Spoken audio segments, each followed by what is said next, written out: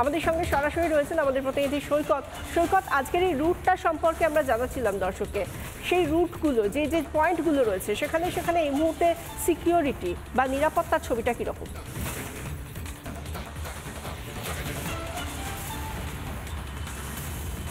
দেখো, এই মুহূর্তে আমি রয়েছি ইস্টার্ন কমান্ডের হেডকোয়ার্টার ফোর্ট উইলিয়াম বা বিজয় দুর্গের সামনে। এই মুহূর্তে বিজয় দুর্গের ঠিক উল্টো দিকে যেখানে রেড রোডের এবং যে কানেক্টারটা, সেই কানেক্টারে ইতিমধ্যেই কলকাতা পুলিশের গাড়ি রয়েছে বা কলকাতা পুলিশের টিম ইতিমধ্যেই সেখানে মোতায়েন হয়ে রয়েছে। এবং এই কলকাতা পুলিশের এই যে এই টিমটা কিন্তু গোটা রেড রোড থেকে শুরু করে যে রাস্তাটা একেবারে ভিক্টোরিয়া মেমোরিয়ালের দিকে চলে যাচ্ছে সেই অবধি রয়েছে।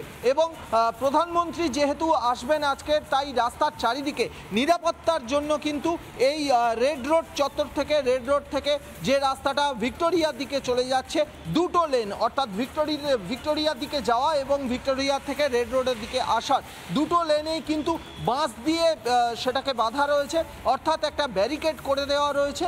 এবং এখানে কলকাতা পুলিশের কড়া নজরদারি আর কিছুক্ষণের মধ্যে থেকেই শুরু হয়ে যাবে। ইতিমধ্যে প্রধানমন্ত্রীকে পাইলটিং করে আনার জন্য কলকাতা পুলিশের যে পাইলট কারগুলো সেগুলো ইতিমধ্যেই কলকাতা এয়ারপোর্টে পৌঁছে গেছে, অর্থাৎ নিরাপত্তার চাদরে মুড়ে দেওয়া হয়েছে। এবং সূত্র মারফত জানা যাচ্ছে যে প্রধানমন্ত্রী যখন এই রুটটা দিয়ে পাস করবেন, অর্থাৎ আমি এই মুহূর্তে যেখানে দাঁড়িয়ে রয়েছি, পিটিএস থেকে নেমে যে রাস্তাটা ভিক্টোরিয়া রেসকোর্স হয়ে যে রাস্তাটা এই বিজয় দুর্গের সামনে দিয়ে রাজভবন চলে যাচ্ছে, সেই রাস্তায় কিন্তু প্রধানমন্ত্রী যখন পাস করবেন কোনো ধরনের গ্যাদারিং, কোনো ধরনের মাছি গলারও জায়গা থাকবে না। অনেক ধন্যবাদ সৈকত, অনেক ধন্যবাদ পায়েল। আমাদের দুই প্রতিনিধি আমাদের সঙ্গে ছিলেন এবং তারা এই মুহূর্তের কি পরিস্থিতি, রাস্তাঘাট থেকে শুরু করে বিমানবন্দর সমস্তটাই তুলে ধরলেন আমাদের সামনে আমাদের দর্শকদের জন্য।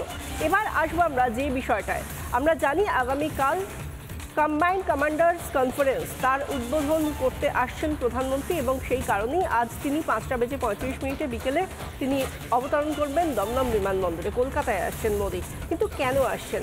এই অধিবেশন কী কারণে এতটা গুরুত্বপূর্ণ?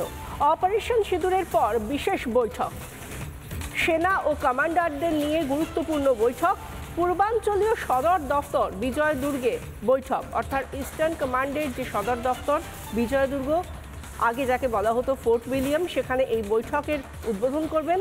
15 থেকে 17 সেপ্টেম্বর কম্বাইন্ড কমান্ডার্স কনফারেন্স চলবে। 15 থেকে 17 সেপ্টেম্বর কম্বাইন্ড কমান্ডার্স কনফারেন্স চলবে।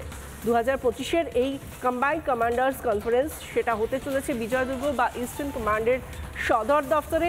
সেখানে এই 3 দিন ব্যাপী যে কম্বাইন্ড কমান্ডার্স কনফারেন্স তার উদ্বোধন করবেন আগামীকাল প্রধানমন্ত্রী। নানা ধরনের কন্টেন্ট দেখার জন্য লাইক করুন, শেয়ার করুন আমাদের ফেসবুক পেজ, সাবস্ক্রাইব করুন আমাদের ইউটিউব চ্যানেল। পাশাপাশি অন্যান্য ব্রেকিং নিউজের জন্য অবশ্যই চোখ রাখুন রিপাবলিক বাংলায়।